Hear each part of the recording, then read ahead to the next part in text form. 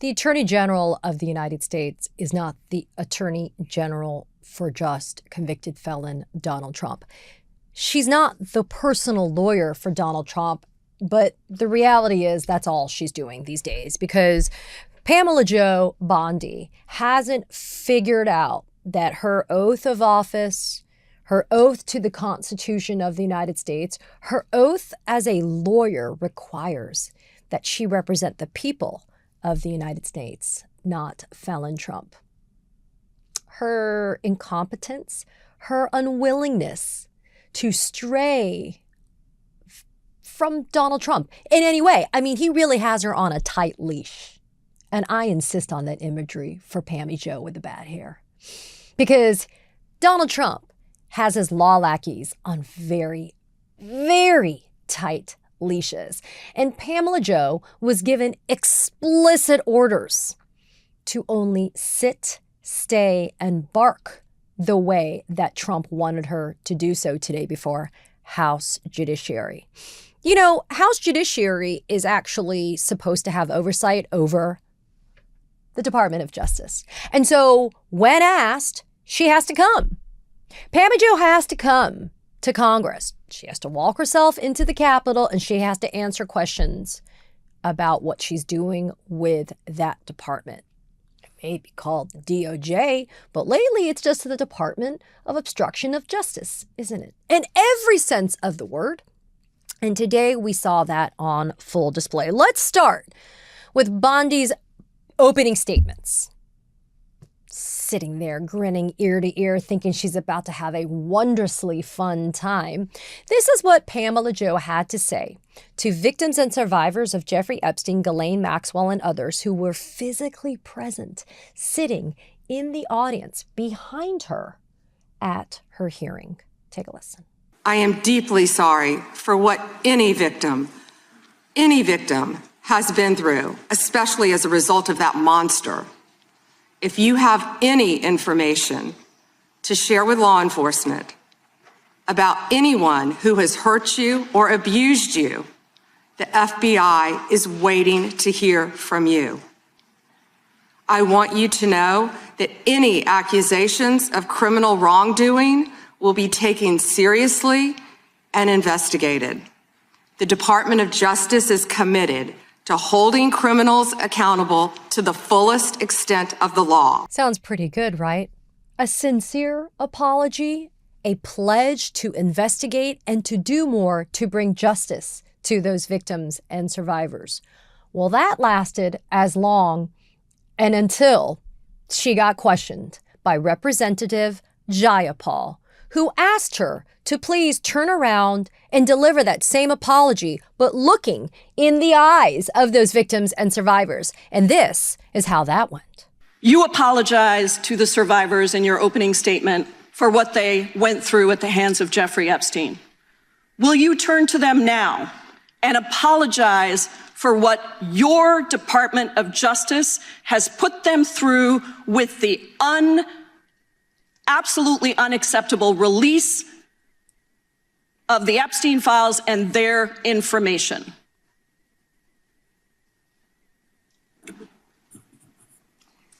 Congresswoman, you sat before Merrick Garland sat in this chair twice. Attorney General Bondi. No, can I finish my answer? No. The ghost of Merrick Garland is invoked by Pammy Jo today several times, as we heard. However, did you hear an apology? I know I didn't. And then Representative Jayapal said to the victims and survivors, please stand if you're willing and let us know how many of you have actually met with the Department of Justice about your claims. Watch. To the survivors in the room, if you are willing, please stand. And if you are willing, please raise your hands if you have still not been able to meet with this Department of Justice. Please know for the record that every single survivor has raised their hand. But wait, I heard Pamela Jo promising those victims and survivors that the DOJ would do everything to meet with them and investigate their claims. And yet, you just saw all of them. They kept their hands up when Representative Jayapal asked, please lower your hand if you've actually met with somebody at the DOJ, despite your efforts to be able to meet with somebody at the DOJ. We're not making this up, folks. Representative Hank Johnson, in an effort to get Pam Bondi to actually do the right thing, to apologize to the victims, he asked her to turn around and do so. And this is what happened during that exchange. Because you're not answering the question. You do a Jekyll and Hyde kind of routine around here. And I just want you to answer my questions. What does Jekyll and Hyde mean? Can you explain that? Well, it means you're nice to the Republicans and you turn like Hyde on Democrats. But let me ask you this, ma'am. We have the Epstein victim survivors here today. Representative Jayapal asked a simple question. If you would be so kind and honorable as to turn around and face them and apologize to them for outing them. I mean, how many lives have been derailed because your department was either sloppy and incompetent or willfully trying to intimidate and punish these ladies for coming forward? She's obnoxious. Your time is up. That's how you respond to a sitting member of Congress when you're the Attorney General of the United States. And look, Johnson got it right. She is Jekyll and Hyde, right? Because when you followed her during this hearing, she was incredibly obsequious and kind and generous with the flattery and the answers for Republicans. Not all of them, as you'll see when Thomas Massie gets to question her. But the second that a Democrat asked her a question, rolling her eyes, flipping her hair, clucking her hair like this, as if it was some huge fucking imposition on her to have to come and answer questions to House Judiciary. And what did we not get? We didn't get an apology. You know why? Because there is no kindness and there is no honor with Pamela Jo Bondi. Hank Johnson asked her to be so kind and honorable as to turn around and apologize. But she doesn't understand those words because she doesn't have any fucking integrity. But it wouldn't just stop with Hank Johnson. I told you about Tom Massie, and you're about to watch what I thought were some of the best questions set up for her to be able to answer. They were clean, and they came from a fellow Republican, right? And yet, look at how Pammy Jo responded. Chairman, behind me I have 3 documents from the DOJ production that are emblematic of the massive failure of the DOJ to comply with the Epstein Files Transparency Act.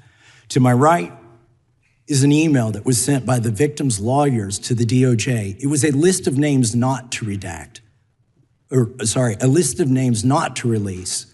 What did the DOJ do with this email? They released this email in the document production. Literally the worst thing you could do to the survivors, you did. And they're getting phone calls. A lot of these people didn't want to be known. And we know you touched the document because you redacted one name and you redacted the lawyer's name, but you left the survivor's name there.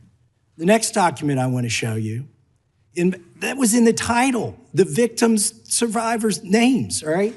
The title of this one is Child Sex Trafficking, Co-Conspirators. Fully redacted. And by the way, I'm going to unredact them here. Les Wexner is in this.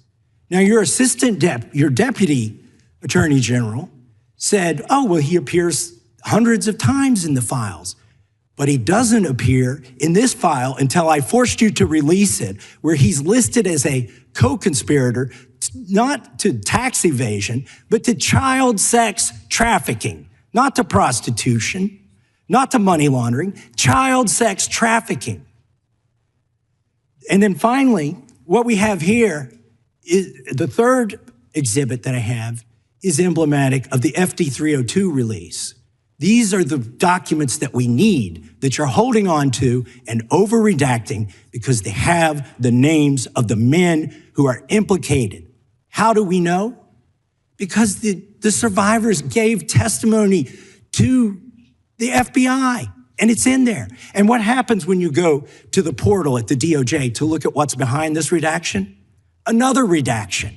So we can't even see them. And then there's some of these files you've pulled down from the website that we will never see because we can't search the redactions. Tom Massie, bringing the receipts. Pretty clean examples of how the DOJ under Pamela Jo has been violating the Epstein Files Transparency Act. And look, Tom Massie would know better than anybody there, right? Because he and Congressman Ro Khanna, they co-sponsored that bill. That is now a federal law. And how did she respond to those questions? She didn't. And instead, what he did was he said, look, is there any accountability here in your department for the people who fucked this up so badly that victims' names were not redacted and co-conspirators' names were? And this is how she responded. I have several questions for you. Who's responsible? Are you able to track who in your organization made this massive failure and released the victims' names? Are you able to track who it was that obscured Les Wexner's name as a co-conspirator in an FBI document? Do you have that kind of accountability? I believe Wexner's name was listed more than 4,000 times. Yeah, I already told you that. This is where he's listed as a co-conspirator. Can I finish my answer? Come on, let me finish my answer. We corrected that within 40 minutes. He was already, you're acting like everybody's trying to cover up Wexner's name. Reclaiming my time. I'm going to answer this question. Reclaiming my time. Mr. Chairman. This is how this works. Can I have my time back? Mr. Chairman. The gentlelady can give her answer. The time belongs to the gentleman from Kentucky. All right, I'm reclaiming my time. Can I give my answer? So Yes. I'm going to put the language of the bill up on the screen. Chairman, may I give my answer on that? It's a political joke, and I need to give my answer on that. We'll let the Attorney General respond, and then the gentleman can move to his next question. It's my time. Within 40 minutes, you asked me a question. Within 40 minutes, Wexner's name was added back. Within 40 minutes of me catching you red-handed. There was one redaction out Where of he's over listed as a co-conspirator. 4,700, and we invited you in. Gentlemen. This guy has Trump derangement syndrome. He needs to get, you're a failed politician. Gentlemen, You need to I get want on you to watch these the video. matters. Mr. Chairman, please restore his time and remind the witness of the rules here. You all know how much I love my OneSkin products, especially my OS1 face moisturizer. Chef's kiss. And why not? I can use it and layer it seamlessly with my existing products, or I can use it to replace multiple steps in my skincare regimen. And it's a company founded by all women scientists. They have PhDs in things like stem cell biology, and those products are grounded in science and expert research. And born from over a decade of longevity research is OneSkin's OS1 peptide. It's proven to target the visible signs of aging, and it's also going to unlock your healthiest skin now and moving forward. And for a limited time, you can get 15% off by using the code Phang, P-H-A-N-G. You got to go to oneskin.co/Phang, P-H-A-N-G. You get 15% off, and you got to use the code P-H-A-N-G. Go to oneskin.co/Phang. And after you've made your purchase, they're going to ask you, where'd you come from? Make sure you show some support for our show and let them know that we sent you. Told you. Trump keeps his dogs on a tight leash, and Pamela Jo is no exception. Trump derangement syndrome, calling him a failed politician. She also had sore loser words to share with an exemplary attorney and incredible human, Jamie Raskin. She also called him like a loser lawyer as well. I mean, she really is letting all of her insecurities hang out for everybody to see. But here's the thing.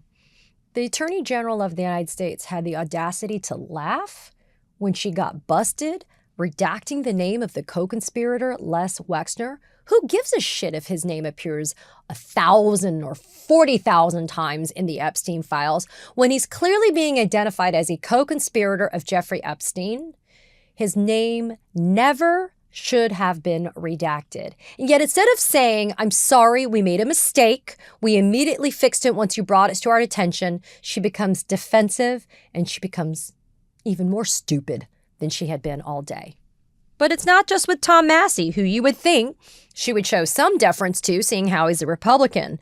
She really lost her shit when Ted Lieu from California told her I think you're a liar. I don't believe you asked Merrick Garland these questions when he was Attorney General and set before I agree with you. You twice. I'm reclaiming my time. I agree with you. I agree with you. During the Biden administration, I called for people looking at Epstein files. Merrick Garland dropped the ball, as did Attorney General Bill Barr, as did Alex Acosta, a whole string of failures. But you are in charge. You have the power to change things, to hold these men accountable, and you're doing the opposite. You're protecting them.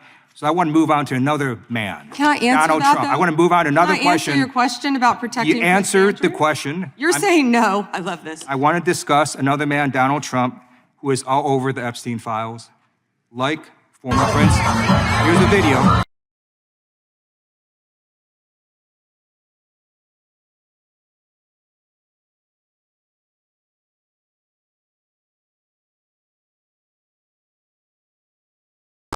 Like former Prince Andrew, Donald Trump attended various parties with Jeffrey Epstein. I want to know, were there any underage girls at that party or at any party that Trump attended with Jeffrey Epstein?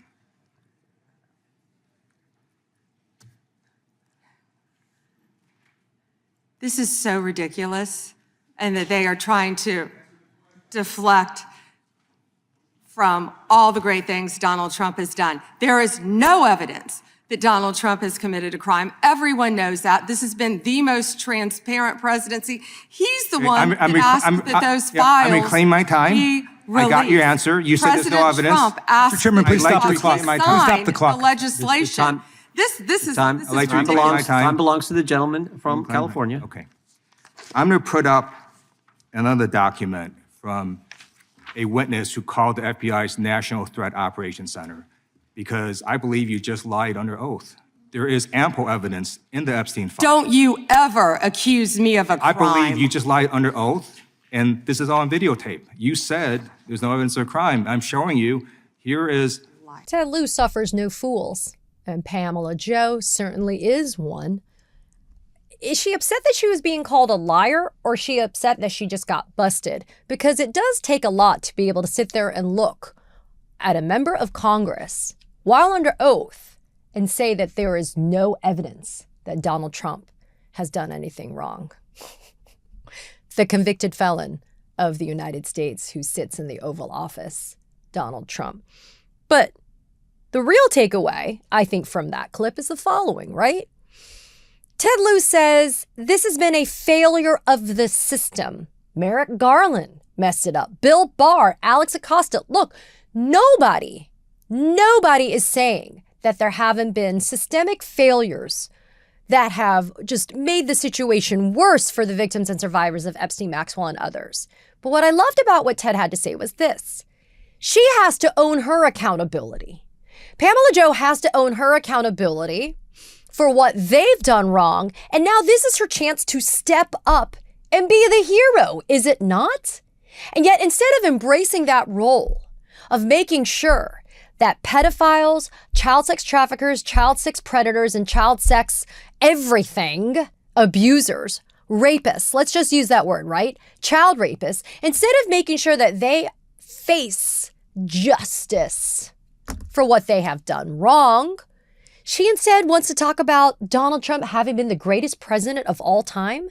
I mean, we know the ass kissing is a job requirement to work in this administration, but shit, Pam, get that brown off your nose. I was grateful that Representative Scanlon actually took time to ask Pamela Jo about a separate issue that has been weighing heavily on my mind and that I've covered here at Katie Phang News, which is NSPM 7, the National Security Presidential Memorandum 7 that I've covered, that in conjunction with a Trump executive order, basically says that we're going to investigate political opposition, we're going to silence free speech, and we're going to designate people that are, quote, Antifa and people that are political opponents as domestic terrorists. I invite you to go back to my episode that I covered this, but in detail. But listen to this questioning by Representative Scanlon of Pamela Jo, because it's really important. Because, again, I'm going to remind you, this woman's job is the Attorney General of the United States of America. And listen how she responds. Will you commit to providing this committee with any list of organizations that you have recommended be designated as domestic terrorist organizations? We will comply with the law in all matters. Will you commit to provide this committee with your list of entities that you recommend be designated as domestic terrorist organizations? I'm not going to commit to anything to you because you won't let me answer questions. Okay, well then we do understand that your current position is that you have a secret list of people or groups that you are accusing of domestic terrorism, but you won't share it with Congress. So the Department of Justice is going to keep secret lists of Americans that they think are domestic terrorists, and nobody's ever going to know. No one's ever going to get the chance to be able to either clear their name or address it. I mean, that type of secret police is very Gestapo, isn't it? I mean, I knew that Trump loves the Nazis and loves the fascists and loves Germany in the 30s. But this? Secret lists? Again, grateful that Representative Scanlon went there and covered something other than just the Epstein files. I submit to you that this is just a small sampling of how absurd this performative bullshit was today. I do struggle with the utility of these hearings. I do think it is valuable for the honest brokers in Congress, like our Democratic members of Congress, to be able to show Americans what's really going on. And yet the limit of 5 minutes only, and this talking over, grandstanding, rude, disrespectful bullshit from someone like Pamela Jo, I'm not quite sure what's the utility anymore. I don't know what the value add is to the discourse by having to watch that. Now, also in some way, though, I will say, it is good to see her with her mask off. It's good to see somebody like Pamela Jo with the bad hair, with her mask off. We know that she doesn't feel like she has to pretend to be honorable, to be professional, to have ethics. She doesn't have to pretend to have loyalty to anyone or anything other than convicted felon Donald Trump. I'm not sure why she thinks that all that is going on right now will never come back to bite her in the ass. God grant me the serenity and the confidence of a mediocre white fucking lady like Pamela Jo Bondi. Because if she thinks she's never going to have to pay the piper for her complicity, for her enabling, then she clearly didn't understand what happened to those Nazis that claimed that they were only just following orders. Be mad, be outraged, demand accountability. It's February 11th, 2026. And we are fighting this fight every single damn day. Katie Phang here. We launched the Katie Phang News Channel in partnership with the Midas Touch Network so we could bring you the latest in legal and political news. Straight, no chaser. So if you're a fellow truth teller, hit that subscribe button and share the word about this channel so we can build a high information America together.